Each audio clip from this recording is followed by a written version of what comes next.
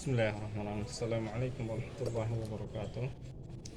Alhamdulillah wassalatu wassalamu ala rasulillah wa ala alihi wa sahbihi wa man walah, amma ba'du. Hari ini insyaallah kita akan lanjutkan kembali pelajaran kita tentang al-majaz al-mursal, majaz mursal, tepatnya di halaman 108 di buku Al-Balaghah Al-Wadhihah. Sebelum kita sudah membahas tentang majaz itu ada beberapa macam. Di antaranya adalah isti'arah, sudah selesai kita bahas. Kemudian sekarang ada namanya majaz mursal, dan berikutnya nanti akan kita pelajari namanya majaz al-aqli. Majaz itu terbagi tiga: al-isti'arah, al-mursal, al-aqli. Nah, kalau misalnya kata majaz dalam sebuah kalimat itu adalah hubungannya musyabahah, maka namanya isti'arah. Contohnya misalnya ulaika alladziina ishtaraw ad-dalalata bil huda, ulaika alladziina ishtaraw ad-dalalata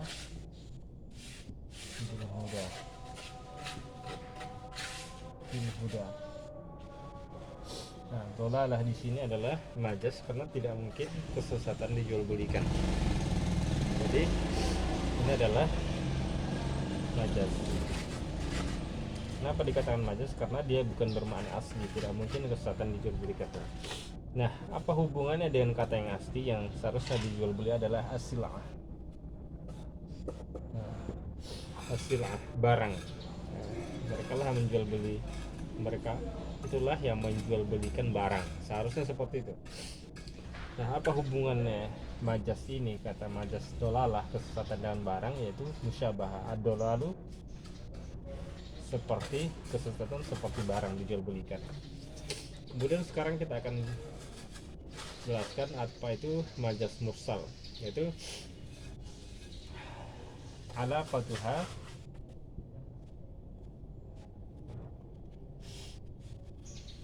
al-majaz ghairu musyabah.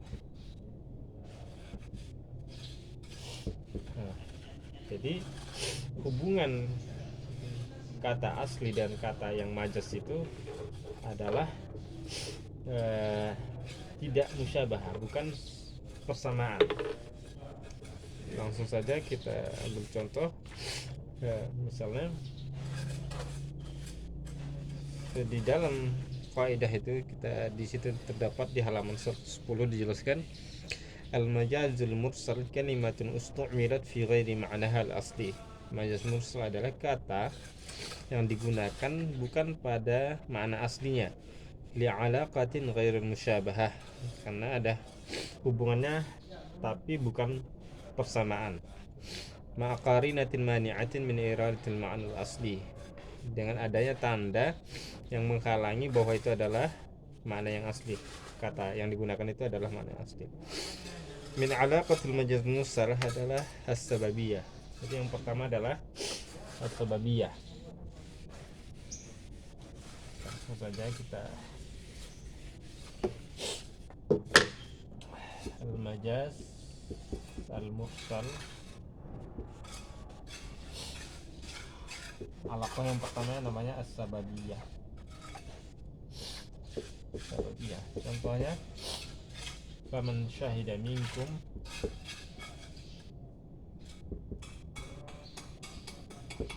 syahra falyasumhu.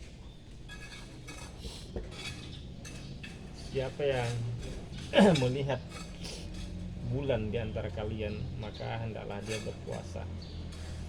Nah, di sini ada kata majaz yaitu syahar. Jadi beda ya makna syahar. Syahar itu bukan bulan yang ada di langit. Kalau bulan yang ada di langit namanya qamar, Tapi kalau syahar ini adalah bulan, ini adalah tanggal yang terdiri dari tanggal dan hari, itu adalah bulan. Bulan itu adalah syahar. Jadi syahar itu bukan untuk dilihat. Nah, kalender itu bukan untuk dilihat, tanggal-tanggal itu bukan untuk dilihat, hari-hari itu bukan untuk dilihat.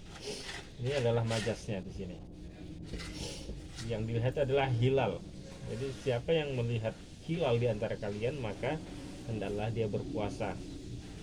Nah, sebenarnya adalah manasnya adalah hilal. Nah, apa hubungan syahar dan hilal adalah sababiyah, sebagai sebab munculnya bulan.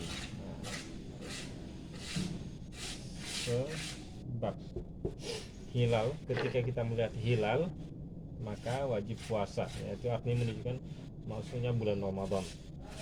Jadi hilal adalah sebagai sebab munculnya bulan Ramadan. Itu yang pertama, dan namanya hubungannya adalah sababiyah. Kemudian yang kedua ada namanya al-musabbabiyah. Al-musabbabiyah, contohnya di dalam buku wa yunazzilu lakum minas sama'i rizqa.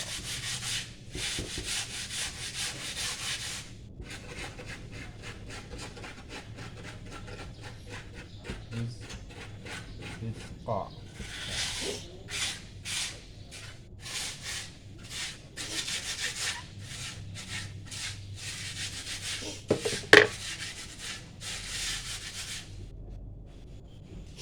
Jadi di sini adalah contoh ayat Allah menurunkan untuk kalian dari langit rezeki. Nah, di sini ada kata majaz, rizqan, menurunkan rezeki.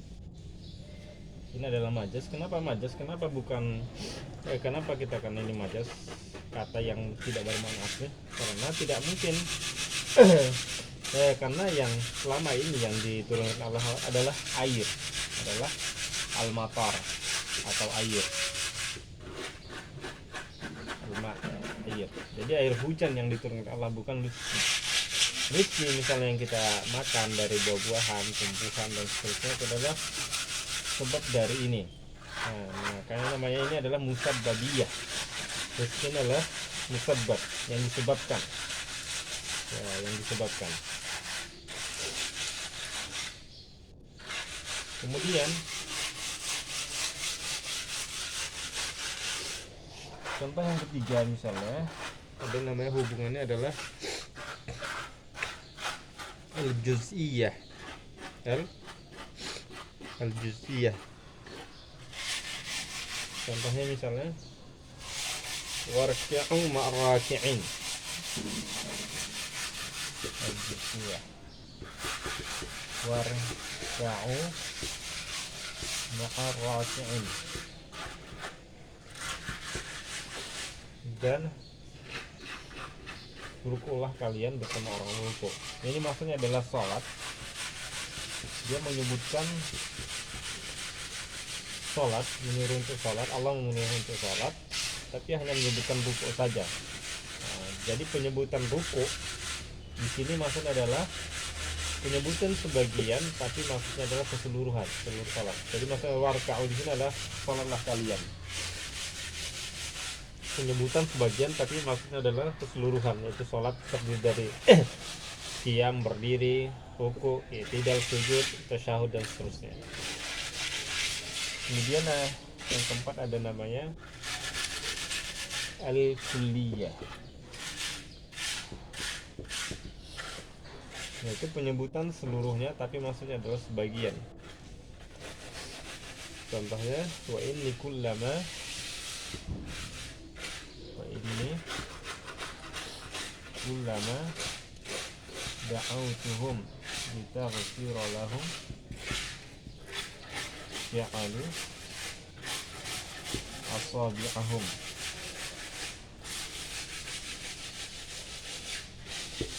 fi adhanihim.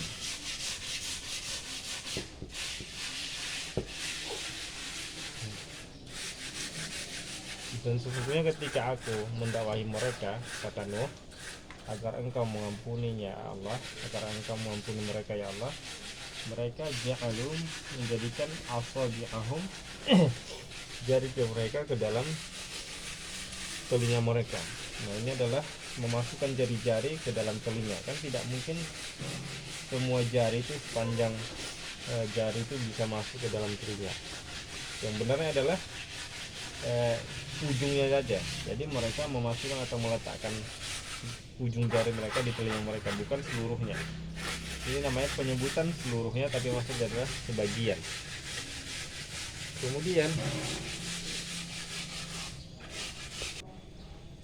Kemudian berikutnya ada namanya, hubungannya adalah i'tibaru makana. I'tibar makana. Guna i'tibar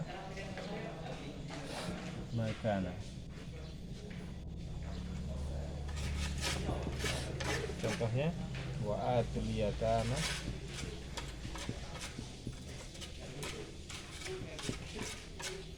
amwalahum.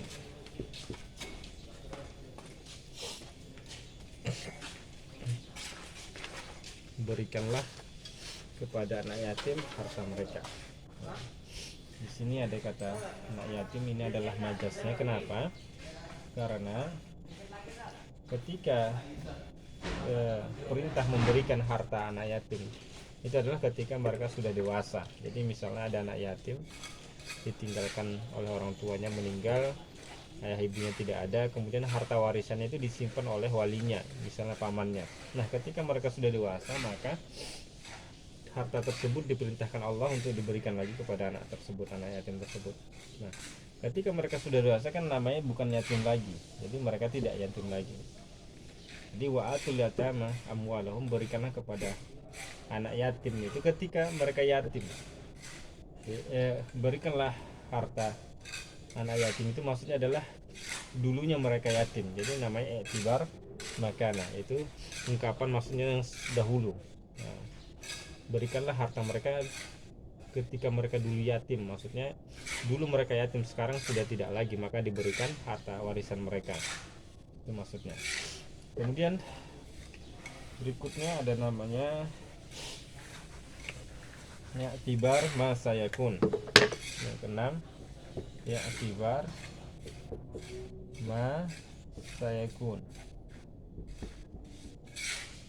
Contohnya adalah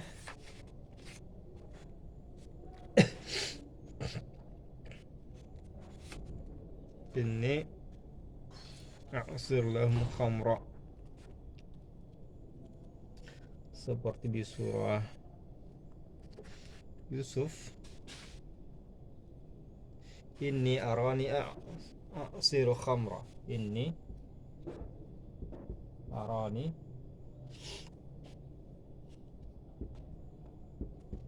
a'siru khamra. Nah, sesungguhnya aku melihat diriku dalam mimpi memeras atau memeras atau membuat jus gitu, atau memeras khamra, memeras khamar, artinya membuat khamar, memeras. Di sini ada kata a'siru khamra. Ini kan tidak mungkin, karena khamar itu kan sudah jadi cairan, tidak mungkin lagi diperas gitu. Nah, yang seharusnya itu adalah a'siru inaban, misalnya aku memeras anggur, itu baru benar, aku memeras anggur, karena anggur itu sudah masih padat bendanya, baru diperas. Nah, seperti itu. Nah, jadi ini namanya i'tibar ma sayakun. Penamaan khamar, memeras khamar di sini adalah yaitu khamarnya setelah jadi nanti gitu. Jadi memeras, dia sebenarnya memeras anggur nanti jadi khamar gitu. Nah, seharusnya adalah aku memeras anggur, bukan memeras khamar, karena khamar itu sudah bentuknya cairan, tidak mungkin diperas lagi. Nah, itu namanya i'tibar ma sayakun, ungkapan apa yang akan terjadi. Nah, khamar di sini apa yang terjadi, bukan khamar seharusnya. Benar adalah inab. Jadi dia memeras inab sebenarnya. Kemudian berikutnya ada namanya, hubungannya adalah i'tibar al-mahalliyah. Al-mahalliyah, tempat. Contohnya misalnya was'alil qaryah. Was'alil qaryah. Tanyalah kampung, tanyalah daerah. Kan tidak mungkin satu kampung itu ditanya. Yang benar adalah ahlu qaryah, penduduknya. Nah, ini adalah majas, tapi penyebutan tempat, tapi maksudnya adalah penduduknya, seperti itu. Kemudian yang terakhir ada namanya al-haliyah. Al-haliyah. Contohnya adalah innal abrara la fi na'im. Innal abrara la fi na'im. Nah, sesungguhnya orang-orang yang baik itu dalam kenikmatan, dalam kenikmatan.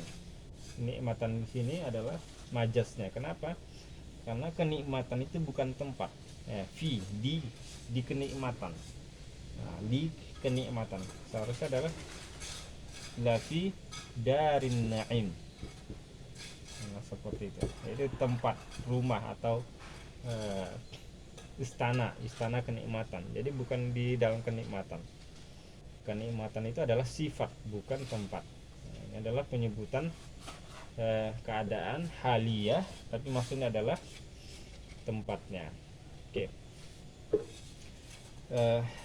Sampai di sini pelajaran kita. Insyaallah kita akan lanjutkan kembali pada pertemuan berikutnya. Subhanakallahumma wa bihamdika asyhadu an la ilaha illa anta astaghfiruka wa atubu ilaik. Assalamualaikum warahmatullahi wabarakatuh.